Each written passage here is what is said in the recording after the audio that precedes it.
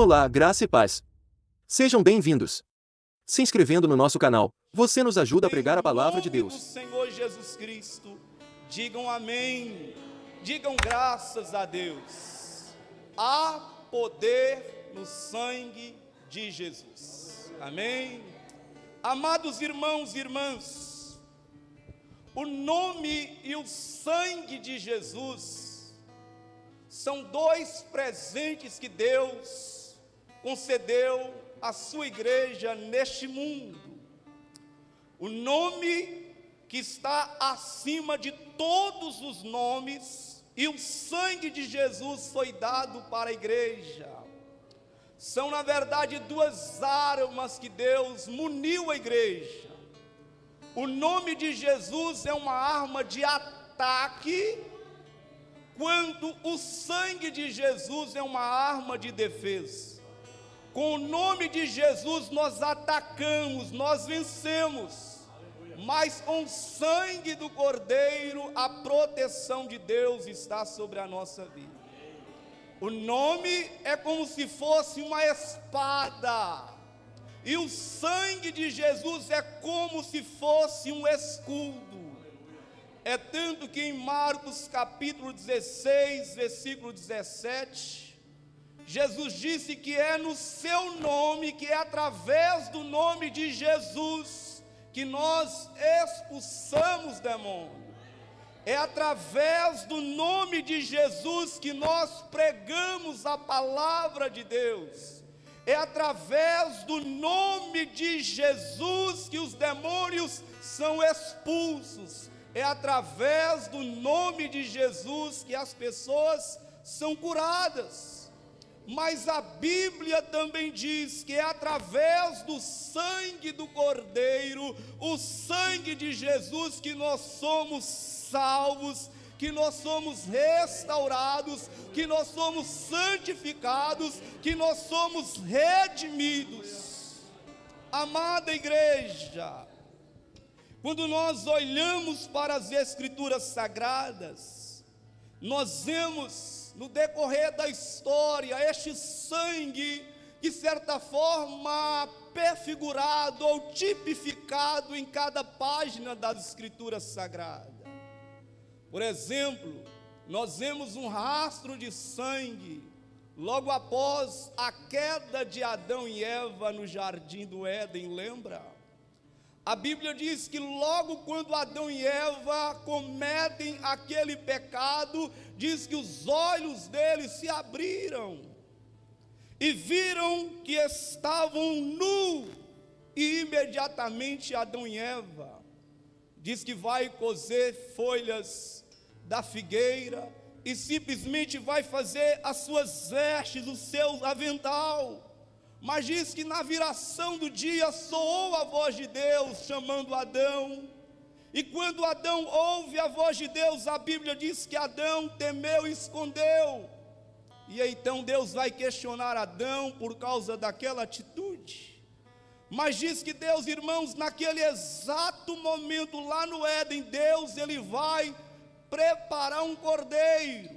Este cordeiro então é sacrificado, é imolado, o sangue é derramado ali, e através da pele daquele cordeiro, Deus então faz vestes para Adão e Eva. Nós vemos o rastro de sangue também na vida de Abraão, quando foi ao Monte Horebe sacrificar o seu filho Isaque. E o que me chama a atenção é quando Abraão subia o monte Moriá com seu filho Isaque. Isaque, no decorrer do percurso, simplesmente para e diz: meu pai, eis aqui o fogo e a lenha, mas onde está o cordeiro? E Abraão então diz: meu filho, Deus proverá para si o cordeiro. Quando chega Abraão e Isaque no lugar, após ter erguido, levantado o altar, colocado a lenha sobre o altar, ele pega o seu único filho e coloca então sobre a lenha. Diz o texto sagrado que Abraão então pega o seu cutelo, seu machadinho, e no momento que vai imolar, sacrificar Isaque que estava sobre o altar, diz que o anjo então bradou em alta voz, dizendo: Abraão, Abraão, não te faças tal coisa. Eu vi que teme ao Senhor teu Deus, e não negaste o teu único filho. Naquele momento, irmãos, Abraão, ele levanta e olha para trás. Diz o texto sagrado que ali estava um cordeiro imaculado, puro, amarrado pelo chifre. E Abraão então pega este cordeiro, coloca ali naquele altar, e ele então imola, sacrifica, e o sangue daquele cordeiro que prefigurava a pessoa do Senhor Jesus Cristo é derramado naquele altar, meus irmãos e irmãs. Quando olhamos para as Escrituras Sagradas, nós vemos também o sangue do cordeiro sendo derramado. Lembra da saída do povo do Egito, na 10ª praga, em que Deus simplesmente ordena aos filhos de Israel, naquela última noite, o anjo da morte haveria de passar sobre toda a região do Egito, e Deus então ordena a Moisés a dizer aos filhos de Israel que preparasse um cordeiro.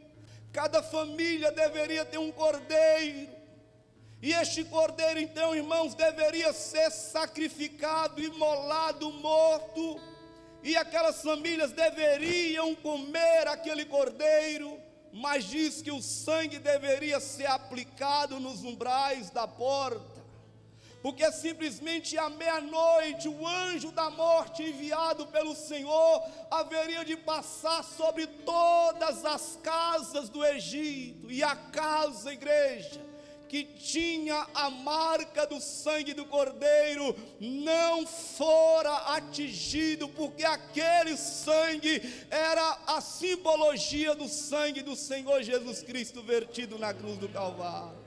Isso significa que aquele que tem a marca do sangue de Jesus em si, não é atingido pelos flagelos deste mundo, meus irmãos. Você tem a marca do sangue na sua vida. Você tem a marca, o sinal do sangue vertido na sua vida, meus irmãos e irmãs. Eu te digo para você nesta noite, que sem o sangue de Jesus Cristo, você não é nada, meus irmãos e irmãs. Como que nós precisamos, como igreja nesses dias, apropriar acerca do poder que há no sangue do Senhor Jesus Cristo? É claro que nós não podemos agir como misticismo, como muitos crentes nos dias de hoje usam o sangue de Jesus. Já viu aquele crente que tudo é o sangue de Jesus tem poder? Até uma personagem na novela, um tempo atrás, que se passava de crente, ela dizia o sangue dos bordões prediletos dela, era o sangue de Jesus tem poder. Não, irmãos, o sangue de Jesus só tem poder na vida daquela pessoa que foi alcançado pela graça, na vida daquela pessoa que foi lavada e redimida no sangue do Cordeiro. E eu te digo nesta noite que há sim, irmãos e irmãs, poder no sangue de Jesus. No Antigo Testamento, o sangue derramado apontava para a pessoa do Senhor Jesus Cristo. Mas no Novo Testamento a realidade é outra. João Batista, ao ver Jesus se aproximando às margens do Jordão, aponta o dedo para ele e diz: eis o Cordeiro de Deus que tira o pecado do mundo, meus irmãos e irmãs. E eu quero nessa noite sucintamente falar acerca da eficácia, acerca do poder do sangue do Senhor Jesus Cristo. Primeiramente, o sangue de Jesus propicia a cada um de nós perdão dos nossos pecados. Entenda, igreja, que que é através do sangue de Jesus que nós temos acesso ao perdão de Deus para com as nossas vidas. É tanto que a palavra de Deus nos diz, na primeira epístola de João, no capítulo 1, versículo 7, mas se andarmos na luz, como Ele na luz está, temos comunhão uns com os outros, e João vai dizer, e o sangue de Jesus, o seu Filho, nos purifica de todo pecado, igreja do Senhor. O sangue de Jesus tem poder de purificar de toda iniquidade, de todo pecado, é o sangue de Jesus. Não são seus atos, não são seus méritos, não são as suas obras, entenda isso. Não são os seus atos de religiosidade, os seus feitos de bondade, não. Mas é através, irmãos, do sangue carmesim do Senhor Jesus. Este sangue sim tem poder, igreja, para nos redimir, para nos purificar de toda iniquidade. João continua dizendo que se confessarmos os nossos pecados a Ele, Ele é fiel e justo para nos perdoar e nos purificar de toda injustiça.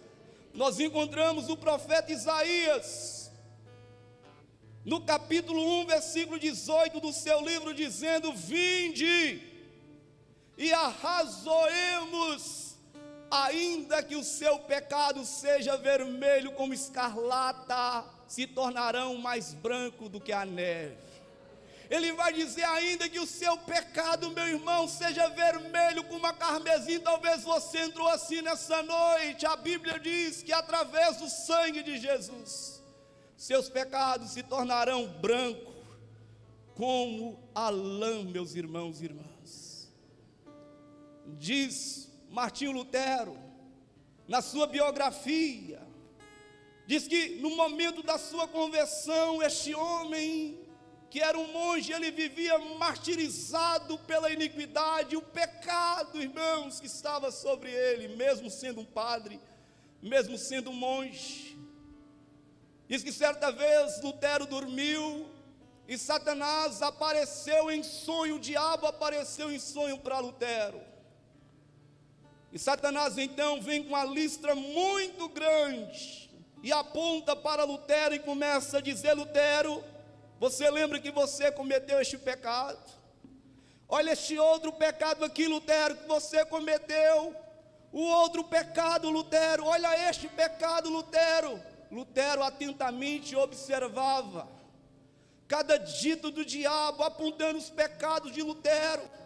Mas quando Satanás, o diabo, termina, Lutero então, ele diz para Satanás, para o diabo: ei, mas você esqueceu de uma coisa, eu pratiquei todos esses pecados sim.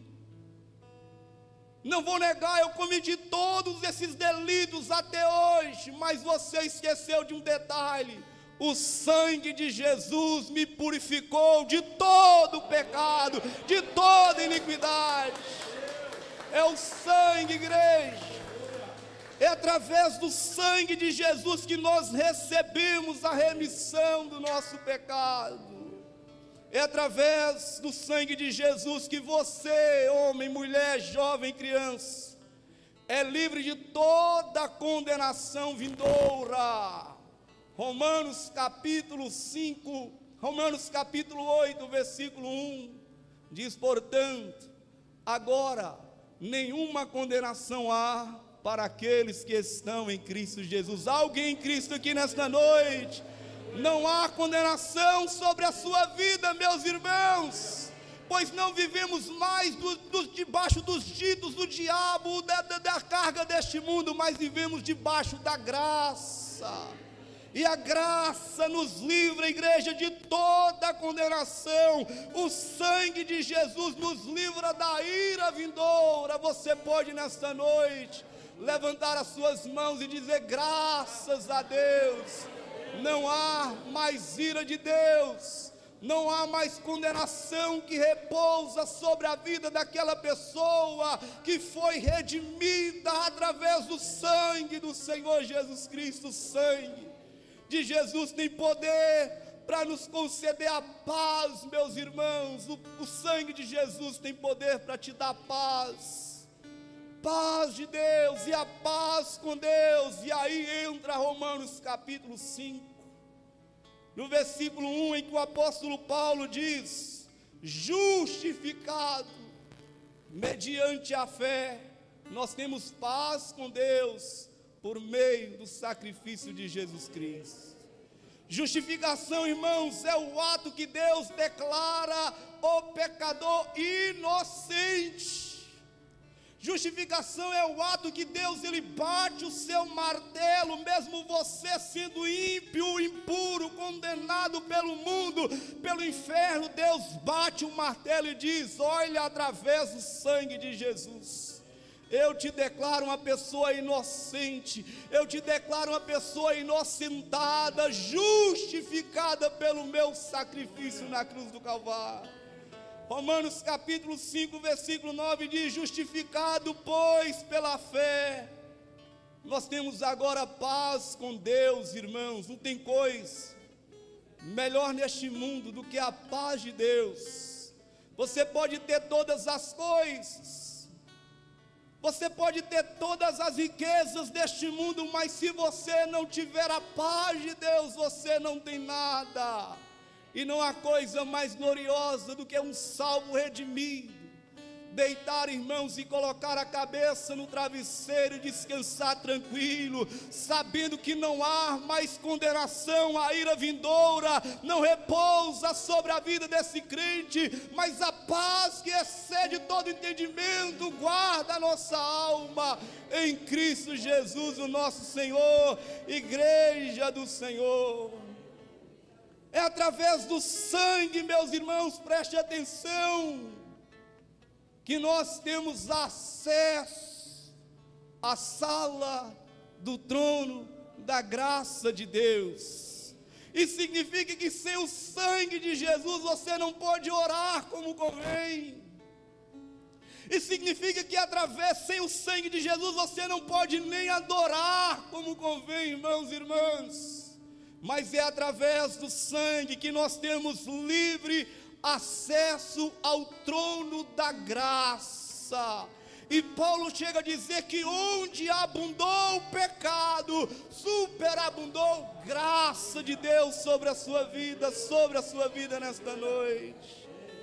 Hebreus capítulo 10, versículo 19 diz que agora nós podemos entrar na presença dele com ousadia, meus irmãos. Por que com ousadia e por que agora? Porque no Antigo Testamento, qualquer pessoa não poderia se achegar até Deus. Nós sabemos que apenas o sumo sacerdote, e isso uma única vez, ele tinha que oferecer o sacrifício ali no santo lugar, para si também, para o povo, irmãos. E se ele não estivesse condizente com aquilo que a lei exigia, ele poderia ser extirpado, fulminado vivo. Mas hoje não. A palavra de Deus diz que há mais de 2000 anos atrás, o nosso amado Cristo estava lá no Gólgota, estava lá no Calvário, e ele ali, irmãos, nas suas últimas horas, ele com todas as forças, ele diz: tetelestai, que significa está consumado. Naquele ato, irmãos, o véu que separava nós de Deus fora rasgado de alto a baixo, expondo a presença de Deus. Através do sangue você pode ter acesso a Deus nessa noite. Através do sangue você pode se achegar ao trono da graça, a fim de que você receba a graça de Deus, meus irmãos e irmãs. Tendo, pois, ousadia. Para quê, irmãos? Para entrarmos nesse lugar de intimidade com Deus. Eu te digo nesta noite, o véu já não mais existe. Não há mais véu que nos separa da presença do Senhor Jesus Cristo. E nós podemos nessa noite ter acesso ao trono de Deus, não fiado dos nossos trapos de imundícia, ou de obras, ou de justiça própria, mas através do sacrifício, através de cada gota daquele sangue derramado, vertido na cruz do Calvário, sangue puro, igreja.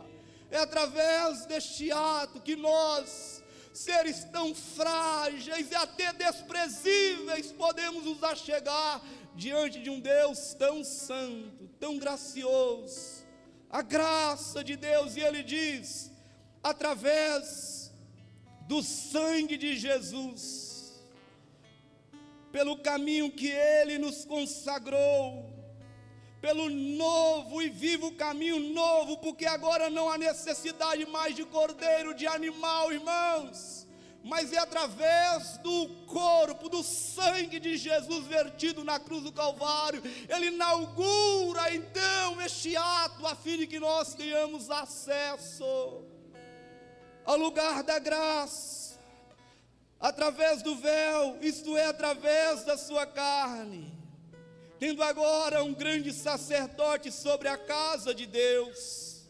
Cheguemos-nos como um verdadeiro coração, irmãos, em inteira certeza de fé, tendo o coração purificado da má consciência e o corpo lavado com água limpa. Nós podemos nessa noite, como filhos e filhas de Deus, nos achegar diante do trono da graça do Senhor. Nós podemos adorar com a certeza de que a nossa adoração se achega até o trono do Senhor.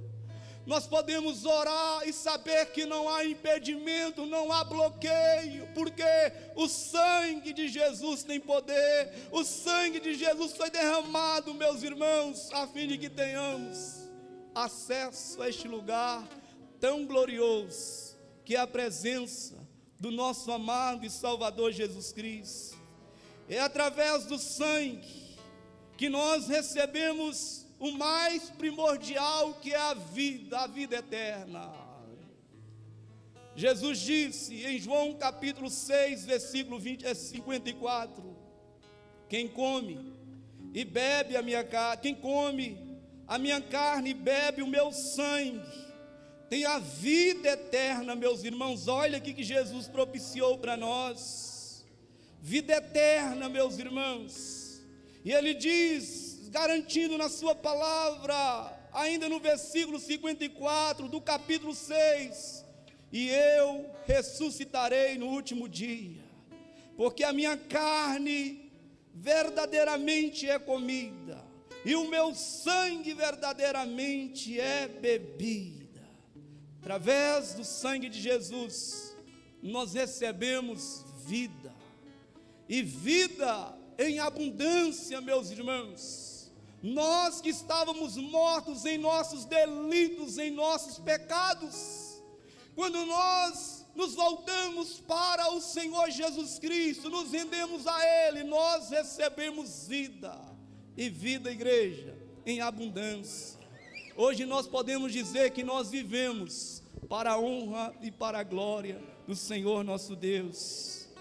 É através do sangue de Jesus que nós recebemos cura.